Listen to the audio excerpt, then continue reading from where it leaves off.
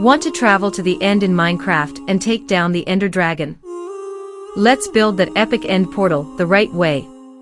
Stick around because I'm also dropping tips on why your portal might not be working. Hey there Minecraft builders. If you're new to the channel, hit that subscribe button and give this video a thumbs up if you're ready to jump into the end. Let's get building.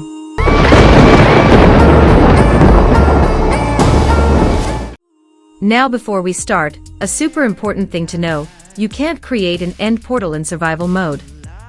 You'll need to switch to creative mode for this. If you're in survival and want to find a portal naturally, no worries, I've got a full guide for that coming soon. Alright, once you're in creative, open your inventory. Type end in the search bar.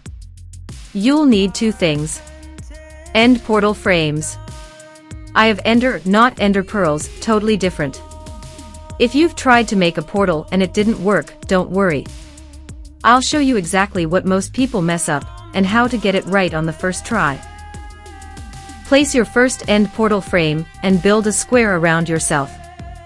Place 3 frames per side, rotating with each corner, and stay inside the frame while doing this. Make sure the patterns on each block line up perfectly, those little dots. They need to face inward. That detail is crucial. Now grab your Eye of Ender and place one into each frame block. Go around the portal, one by one, and watch the magic happen. The portal should activate and start glowing. Boom! The portal is ready. Jump in and take on the mighty Ender Dragon. Pro tip, if it didn't work, you probably placed a frame facing the wrong way. The inside of the frame should face the portal's center, don't skip that part. Found this guide helpful?